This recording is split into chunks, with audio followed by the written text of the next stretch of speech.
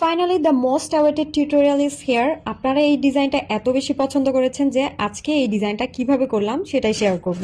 প্রথমে আমি প্যান্টের বটমে ক্রস ক্রস করে পেন্সিল দিয়ে এঁকে নিয়েছি, দেন আমি সেটার উপর দিয়ে ক্রস ক্রস করে স্টিচ করে নিয়েছি।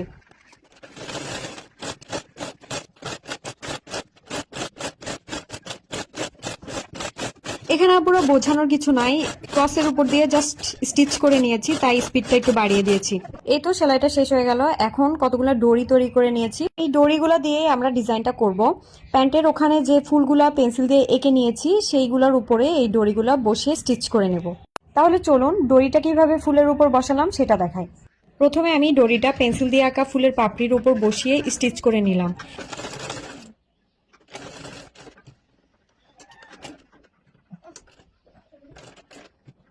আর একটা কথা মাথায় রাখবেন, সেটা হচ্ছে দড়িটা তৈরি করার সময় দড়ির ভিতরে যে অবশিষ্ট কাপড়গুলো থাকে সেগুলো একটু ভালো করে কেটে নেবেন, না হলে কিন্তু দড়িটা ফুলে থাকবে, আর ফুলে থাকলে সেটা ফুলের উপর বসানোর সময় উপর দিয়ে সেলাইটা বসবে না, তাই একটু পাতলা করে নেওয়ার চেষ্টা করবেন।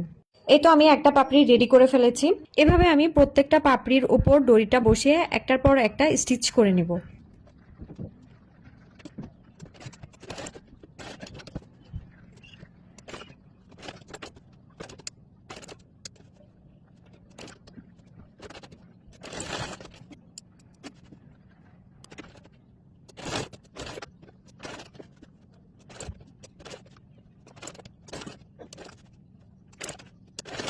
ফুলের পাপড়িগুলো রেডি করা শেষ।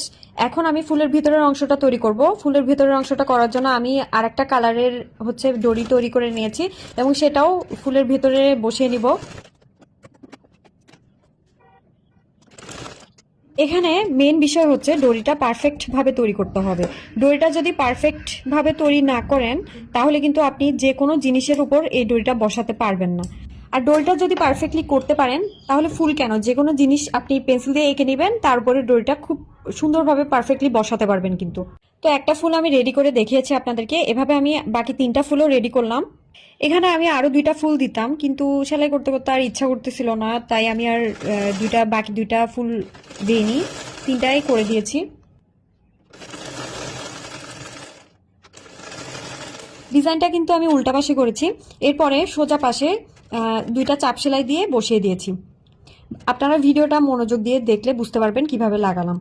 আর কথা হচ্ছে ডিজাইনটা কিন্তু আপনারা এক্সট্রা কাপড়ের উপরও করতে পারবেন। আমি কাপড় একটু অতিরিক্ত থাকায় আমি একেবারে করে নিয়েছি।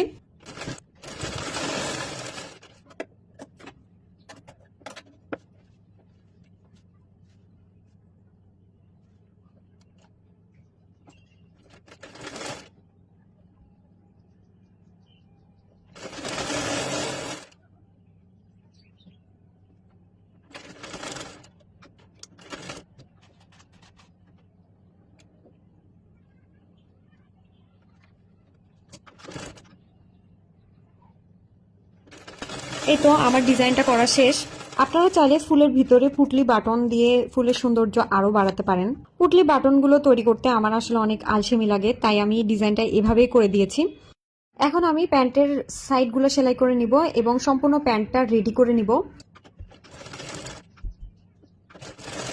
নর্মালি যেভাবে প্যান্ট সেলাই করতে হয় সেভাবে করে ফেলবো, আপনারা তো পারবেন সেলাই করতে, সেজন্য আর দেখালাম না, আর দেখালেও ভিডিও অনেক লম্বা হয়ে যেত। এই তো আমার সম্পূর্ণ প্যান্টটা রেডি হয়ে গিয়েছে। তো এভাবেই করলাম আর কি। কেমন হয়েছে জানাবেন। আল্লাহ হাফিজ।